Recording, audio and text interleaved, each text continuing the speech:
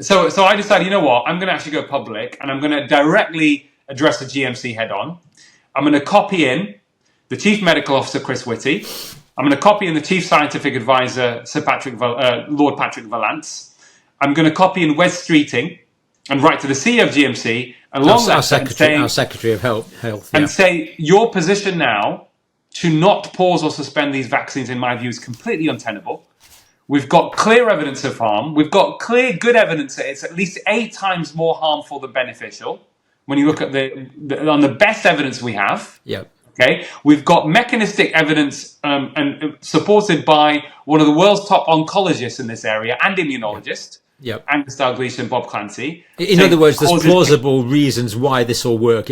It's not just based on the empiricism; it's based on the actual physiology and the pathophysiology and the pharmacodynamics. We've got it's overwhelming evidence. So I explained, but I wrote in this letter, and people can look it up, and it's free open access on my website. So this is it. 11 pages of detailed material.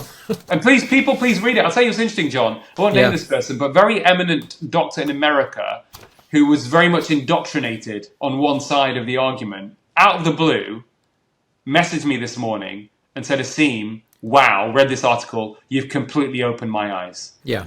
And because I talk people through the process of willful blindness and the psychological barriers of the truth as well. And throw in a lot of stuff people don't know about. So people should read that. But basically, John, it's had to go public and also release it to the press. Yep. And we've now got positive coverage on this with support and the Hope Accord as well. We've had it coverage in a mainstream newspaper in Italy. We've had it covered on Apple News here in the UK. We've got it covered in the mainstream media on several different platforms in India, the largest democracy in the world. Interesting. And we've now hit the mainstream news in Australia.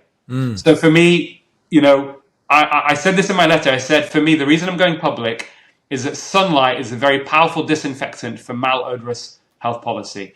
And I decided, fine, I'm willing to accept any consequences that come my way, John. My conscience will not allow me to stay quiet and just do this behind the scenes. I'm like, let's go public on this now. Yeah, and it is a very detailed letter, Asim. I've read it a couple of times now, and it just contains huge amounts of relevant material. I mean, you talk about the principles of public life. You maybe just mention the psychological barriers. But barriers to we want unbiased scientific advancement, and I think you've come across a couple of really good points here. You're talking about fear as a barrier to unbiased scientific advancement. I mean, how does fear come into science? Surely science should be an independent academic discipline. Yeah, but we're all humans, aren't we, John? That's the issue. So absolutely agree with you. And of course, a lot of the human beings or so-called scientists are going to be vulnerable to fear themselves. And we all were in that situation at different stages. Some still are when the COVID pandemic, so-called pandemic, started. Yeah. And psychologically. And of course, it's not just about my opinion. We know that Matt Hancock, through secret WhatsApp messages, which was a story in the front page of the Telegraph at the beginning of 2023, said that his plan was to frighten the pants of the public so they'll become more compliant. So the public are more compliant when they're under a state of fear. Fear as a strategy. Yes, a strategy. Exaggerate the risk of COVID. In fact, this is a recent report from the HHS, Human Health Services report in America, saying that actually the establishment deliberately exaggerated the risk of COVID so that lockdowns would be more adhered to, and also potentially to get people vaccinated. So this is not scientific. This is not science, John. It's not ethical. It's wrong. Yeah. In my view, it's blatantly wrong. That's all coming out now. Yeah. And of course, when you're in that state of fear, even the best scientists and the best intellectuals, and people may be surprised by this. I said this has nothing to do with intelligence, really.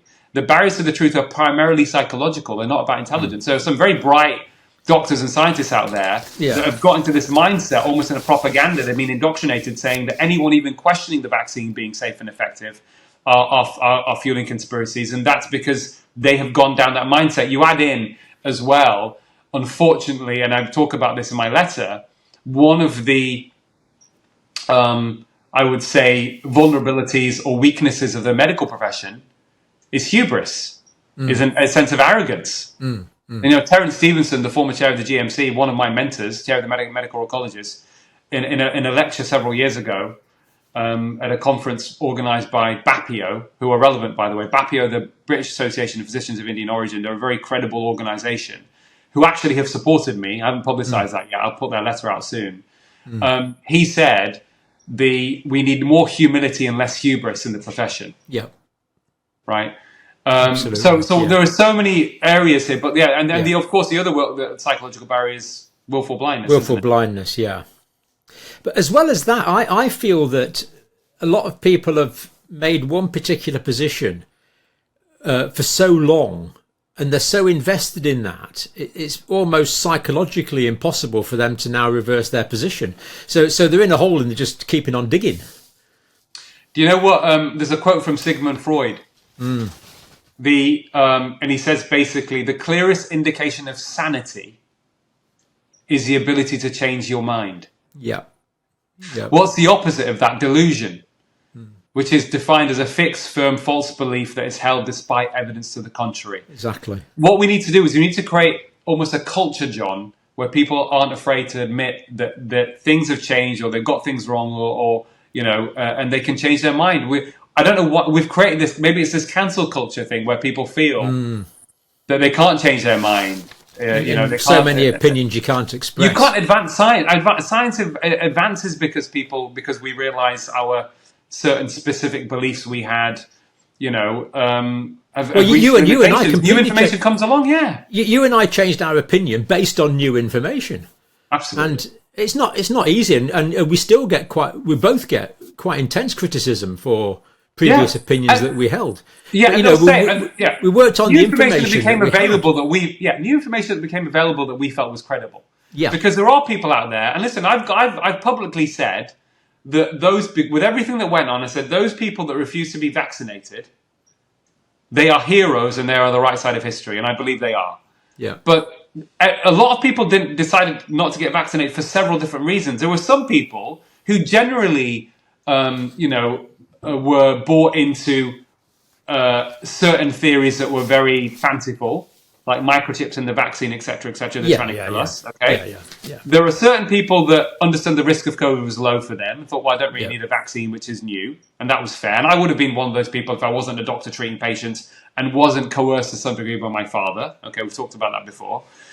Who was acting on the best possible interest for his son. Based on the information he had. Absolutely. And then you've got some people, which is actually that, if you look at the overall average socioeconomic status of people that didn't get vaccinated, it was lower than the people that did, And those are the people that have least trust in authority because of the most marginalized parts of society. So they had their reasons. We just don't trust authority. So people had different reasons. And some people, of course, were people, and this is where I think my mind has been opened way more than it had been before. There are people, and there was a group of people, that genuinely feel they have been injured or have family members that were injured from traditional vaccines. Yeah. Oh, yes. And they, of course, automatically were like, no way. And they were so you've got all these different groups of people for different reasons didn't want to take the vaccine. But I think very few people really truly knew, and certainly now didn't know then what we know now. Things keep changing and evolving. So, we just got to have a bit more compassion and understanding for each other. And the other interesting thing, John, as well, and this is where things get... So on an ideological or political basis, a lot of people saw it as a moral good to take the vaccine to protect others. Correct. And felt the people that weren't taking the vaccine were immoral because they were being selfish. Now, interestingly, from an ideological point of view, there is a bit of a separation there. That there are people that feel we should put individuals before society. And there are other people that feel society becomes more before individuals. So there was also that was one of the other ways of defining who was more likely to take the vaccine and who wasn't. And interestingly, and this is an interesting one for me because I come from my I try not to be political in the sense that I don't belong to any political party. My dad was a proper card-carrying Labour supporter, National Doctor of the Year of the Labour Party, etc. And I definitely had more of an affiliation with that side. But it's interesting is the people who've been the most outspoken by far, who've actually created a voice and a medium that's been amplified on this issue, have been people on the traditional right who put individual responsibility and autonomy ahead of community. Now, I don't agree with that, by the way. I think you can have both. Yeah. Okay. But they were the people interestingly, are the ones that were more likely to say, no, I'm not going to have this. What the hell's going on? I'm not taking this authoritarian approach. And therefore, the strongest voices that have proven to be on the right side of history on this particular issue, for sure, have been the ones that have come from the right. Does that make sense? Very much so. I mean, I remember we did the conference on Euston Road a couple of years back now, and people asked me at the time, why did I get it wrong initially, basically? Why did I think the risk-benefit analysis was different? And I said at the time, I don't think we could have known.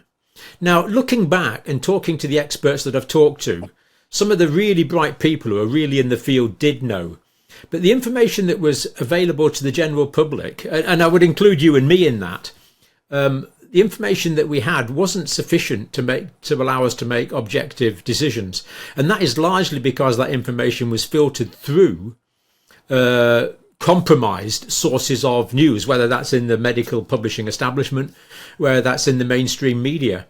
And I think a lot of us are now in the position where we've really gone on to an antithesis position. Rather than trusting everything, we probably now trust nothing. And maybe I need to trust more than I do. I'm not really sure, but we've gone in the other direction. But you bring this out really quite nicely, talking about the Nolan principle. So public life, the public servant should be selfless, have integrity, objectivity, accountability, openness, honesty, and leadership. And we see these are deficient. And I think what this letter is doing, Asim, correct me if I'm wrong, I think you're realising the deficiency and somewhat bypassing that and going straight to the public and scientific debate with this. Having said this, any intelligent lay reader can read this in an hour or so and assimilate it. It's not written in scientific gobbledygook. It's all perfectly intelligible. But was that part of your thinking? It was, John. You've become distrustful. The core issue to sort out, we cannot solve the problems in society today, the lack of trust in the establishment, decreasing trust in medicine, who do you believe, who do you not believe, until the people who are in these positions of leadership and authority are properly adhering to the 7 Nolan principles of public life. Which are on the government website. That's what we expect of them, John. They're on the government website. That's where I got them from. They're published by the British government. Well, and it's interesting, the way I came across it, listen, I have always tried to behave and act in a way, and almost in an obsessive way, with ethics and medical ethics, because I think they are the cornerstone of what makes the medical profession such a privilege to be part of and to work in. So we genuinely help people to lead the best possible lives they can lead, right? You need to have, and that's something ingrained in us. You know that, I'm sure you learned that in nursing school. I went to medical school, right? This is so important. It's such a core of who we are.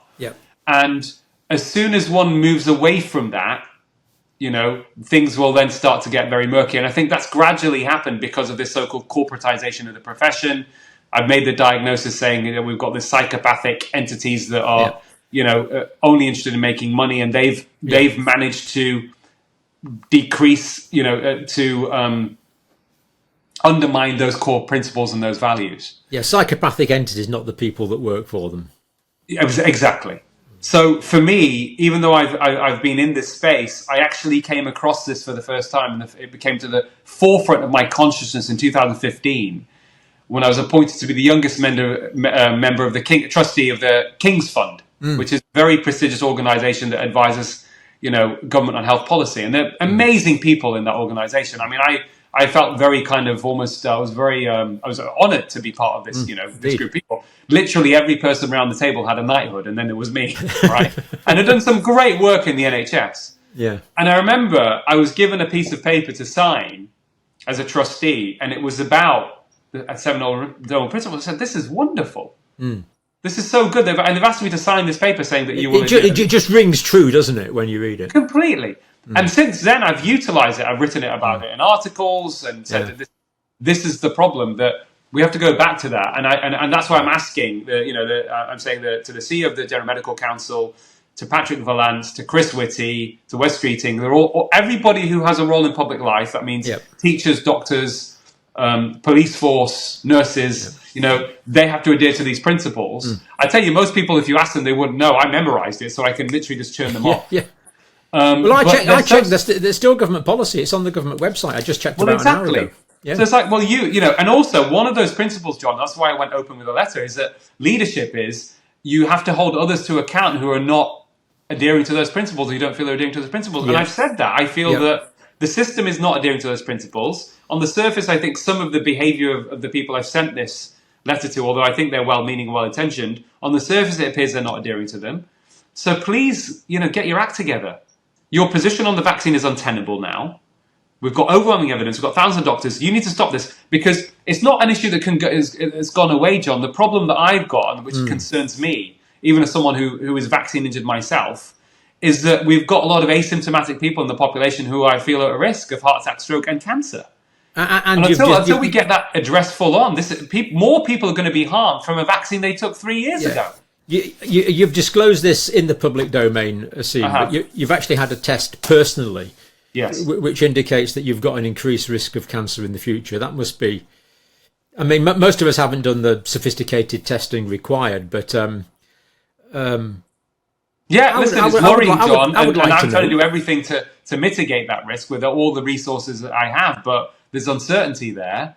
And I feel I'm a patient, and therefore a patient that knows, a member of the public. I want answers. So I'm not just writing that letter as a doctor. I'm writing that letter as a member of the public and a patient that's been harmed by the vaccine. And that comes through quite strongly in the paper, actually. Yeah. No. The truth is not always pleasant, but I would prefer to live in the real world than in the Matrix world. Absolutely. Well, a life lived in darkness has no meaning, John. But in this particular instance, as healthcare professionals, we need to address it because it's not going away. They're burying their heads in the sand, unfortunately. And in fact, it's not just not going away. I feel the longer they carry on in this fashion, it's going to have a negative effect on society in terms of health, but the distrust is going to increase. Distrust, yeah. I mean, you and I have dedicated our lives since before, but certainly since we were 18, when we started our trainings. We want to reduce human pain, suffering, and death, and it's not always pleasant, but it's real. And if there is more human pain, suffering, and death coming along, the more I can prepare for that, the more treatment strategies the more treatment strategies we can research. Absolutely, new treatment options for cancer that were being discussed. Let's pre-warned is pre-armed, and at the moment we're simply not being pre-warned. It's or let us be reassured that there's no issue at all. But in your particular case, you've been diagnosed that officially tested that there is, which is And I think one of the things to mention, John, as well, which is Sabine Hazan is a gastroenterologist, very eminent gastroenterologist in America, probably one of the most prolific researchers on the gut microbiome in the world. Yeah. And what she found, this is very interesting, this is how I got diagnosed, because I was getting debilitating chest pains and reflux symptoms and that kind of stuff on and off. And I wasn't sure what was going on. I had a flare-up of my, I've got psoriasis. I'd effectively cured it years ago. That flared up and has been persistent. I follow my own advice, John. I'm obsessive about my lifestyle, so everything else is great. So what's going on here? Why is this happening? And you've advised me. Thank you very much. I appreciate it. Yeah, you're looking a bit slimmer already. Yeah, a little bit. It's a process, it seems. No, of course, it takes time. But of course, stress can play a role, and I have no doubt that it has done with me. Oh, massive. But she basically did a microbiome test on me with her advanced testing. She called me up and said, "Asim, I'm sorry, but you've got the signature of someone who's been severely vaccine injured. You have got zero bifidobacteria." And what she showed, which is again to some degree explains my symptoms happening a bit later on, is that the 2 to 3 years after having the vaccine, she showed pre and post, people post-COVID, but long COVID, but also worse with the vaccine, was that their bifido gradually reduced to zero over 3 years. Now, so your immune system is beating up on the bifida in your own gut. It's your own immune system that's beating up on it. Yeah. At the time, and this is a mistake I think we both made at the time, we were well aware. It's great. I mean, I taught it for 30 years. I taught vaccination and anaphylaxis, and we think about the adverse effects of vaccine being instant or within a few days or a few weeks. the idea that a vaccine, and of course we no longer call these things vaccines, they're a genetic preparation. Of course. That's what fooled me. How was I so easily taken in? I don't know, just by a name. But the idea that there could be an effect years later really wasn't on my pathophysiological radar. No, not at all. In fact, that's a really good point. So one of the other reasons as well, I had a skepticism about the efficacy of the vaccine because I know from flu shots are not, they're next to useless as far as not as efficacious as we would like, I think we could say. Yes, I think that's a polite way of saying it. Yeah. But I wasn't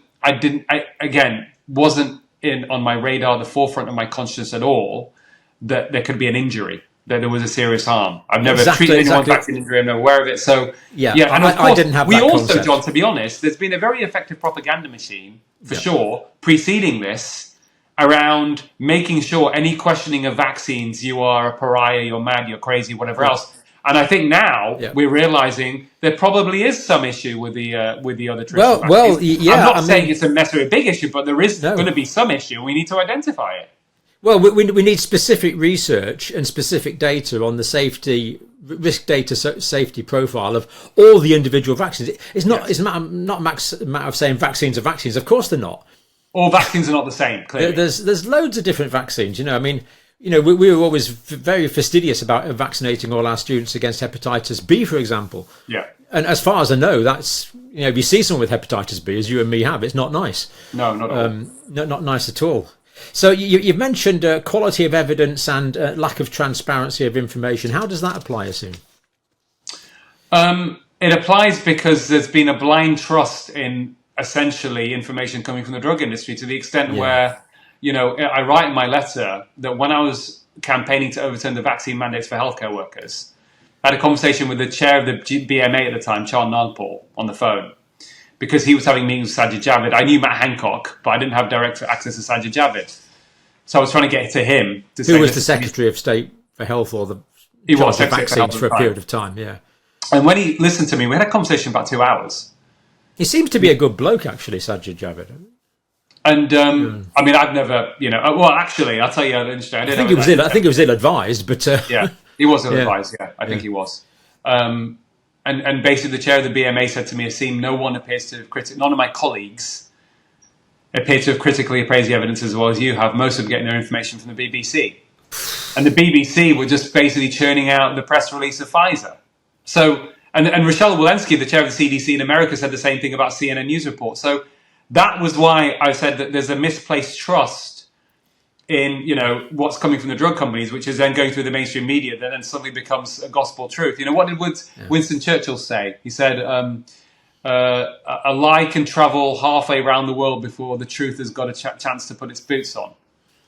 Yeah, absolutely. So these psychopathic entities exploit that with their PR machinery. Yeah, and suddenly everyone forms their opinion, and now it becomes a bit harder. It's doable.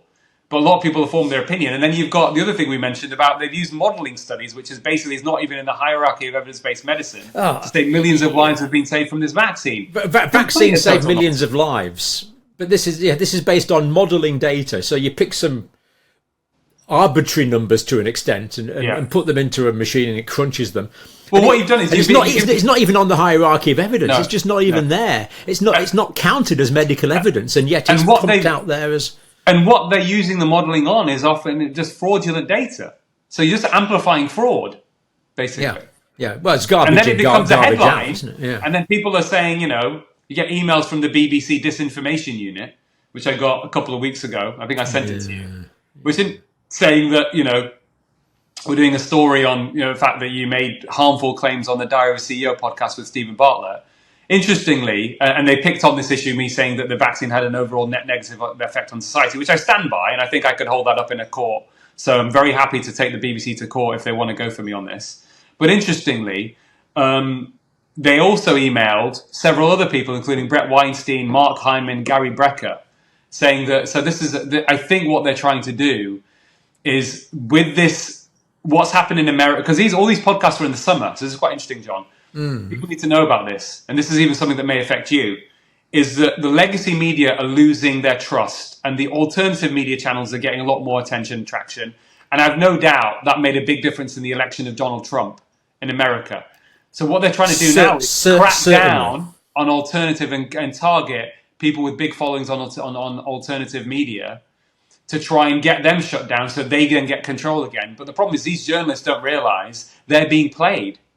They're being played by these pathologically self-interested entities that are there to make money, who are psychopathic. And they're being played, and they're just being puppets unwittingly in this movement. But the best way to address this is to talk about it and let people know what's going on, and then it won't happen. But there again, a lot of people in traditional employment are quite comfortable, maybe on good salaries, good levels of prestige, and then someone comes along and invents the spinning jenny or the printing press or the internet, and everything changes. Sure. Legacy media is no long. It's superseded really by new technology, and people just have to come to terms with that and move with it. They do. And also, John, to be honest, if the legacy media was really doing its job properly and they were being transparent and honest and doing good journalism, I don't think we would have had the same expansion in the alternative media. Alternative media, one of the ways it's doing well is we're finding big gaps and holes in the way many things are being reported, especially in our area of health. Nature abhors a vacuum. Yeah, in our area of health. And we're like, no, this isn't acceptable. We need to talk about this and give the nuance to this discussion. Yeah. And other areas, people want good quality, objective, vigorous journalism, and very often they feel they're not getting it. And John, and the other thing as well on that is that you can't get to a greater truth unless you listen to every side. Absolutely. Of the argument. Get the guy who disagrees with you most and listen to him. Absolutely. And then take it from there. This idea of shutting down opinion, it's just... Yeah. Well, it's not conducive to a healthy society. It's not conducive to democracy. And it's antithetical to science. Yeah, completely. I heard something recently which I'll articulate here, which I agree with, is that I may not agree with you, let's say hypothetically. I'm sure we agree on most things there, John. I'm sure we'd find something. I may not agree with you, but I will defend your right to be able to speak out. Absolutely. I reserve the right to be offended by your opinion. We have to be. Yeah, the shutting down of free speech is a separate issue. And also, what that does, it creates more divisions, echo chambers. Of course, it does. And it's not good for a healthy society, and you get more conflict and more division with distrust. It then breeds other problems, more mental health issues. It can breed, in the extreme cases, it can breed violence. Oh, and it can, It's a cyber balkanization. Yeah. In fact, I've just made that turn up. Cyber balkanization. I quite like that, but it does kind of describe what we're getting, unfortunately. Robert Kennedy Jr., my friend, he said, people say, well, hold on, what about these people making very outrageous comments, right? He said the solution to bad speech is more speech, better speech, not to shut it down. Absolutely. And how do you know, and we've been in this position ourselves, that what we are saying at this moment in time might be proven to be wrong? So we have to also have the humility to say, listen, this is my opinion right now, but let's hear what you've got to say. And let's both at the end of our conversation be wiser because of it. Absolutely, yeah. So, it's okay. It's just telling me that your memory's running a bit low on your device. Right. I think we're nearly done though. So you've talked about do download this. It's in the public domain, Asim, isn't it? People can download this. Yeah, drasim.com. Yeah, just go to my website. There's no paywall or anything. It's all open access. It's free. We'll put that link, of course. Yeah. So you talk about the institutional corruption, and then I just want to mention, probably lastly, personal defamation for speaking up. The way this has adversely affected you. I mean, you partly mentioned that, but you've spoken out at great personal cost. You haven't made anything out of this. Yeah, I've lost money, to be honest. I mean, what's interesting is recently, and a job. Yeah, I lost my job in the NHS because I spoke out about statins, and there was a hatchet job in the Mail on Sunday. Yeah. Which recently a libel case was won by two of the people who were named. I decided my mum had died. I decided I want to carry on my campaigning, ignore it. But they won the libel case. Good on them. Zoe Harcombe and Malcolm Kendrick. And because of that, I wasn't able to get back in the NHS. And that was weaponized against me when I started speaking about the vaccine issue. That was one of the reasons it was utilized, saying, look at this guy. We shouldn't trust him. He's been chucked out of the NHS.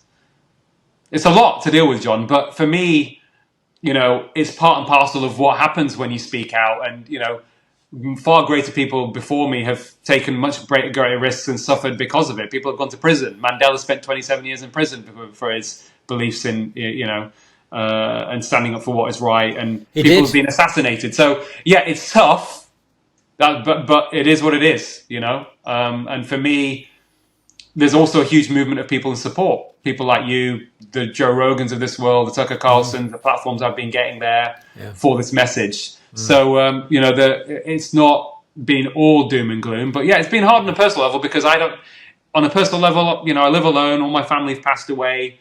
And I'm very resilient and very self-sufficient, but there are times where you think, God, the closest people to me that I love are not here anymore. So I don't have any kind of emotional support. So I have to just, reach into, dig down into spirituality, and that helps me. Yep. Well, I give you all the support I possibly can now. Well, you've been amazing, mate. Listen, it's a team effort. Prayer, whatever is, we I think what you're doing is quite amazing. And the reason I think that is because the things I've looked at that you've said are based on science as well as I understand it. I'm not putting myself in your level, but the stuff that we've talked about in terms of metabolic disease, it all makes perfect sense. In terms of the research I've read, and everything you've said about the vaccines makes perfect sense in the way I understand the body, the way it goes wrong, the pharmacology. It's you are an evidence-based speaker, and deserve to be heard. And let's hope this is a small contribution to that.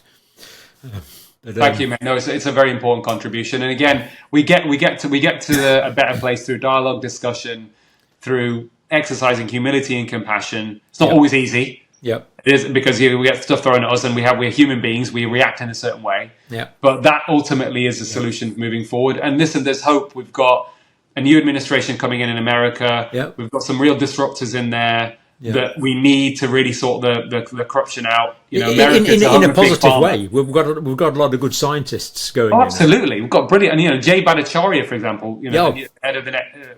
One of the leading doctors in the world, probably the leading health economist in the world. Absolutely. And there's quite a few other names that you and I know that we can't talk about yet, but they are very, very credible doctors and scientists. Yeah, for sure. Who will shed light through the scientific and medical process. So there is hope. But we need to keep fighting on. Yeah, and we're getting there. Amen. Yeah. Asim, bless you. Thank you. Thank you, John. Appreciate that. Thank you. Yeah.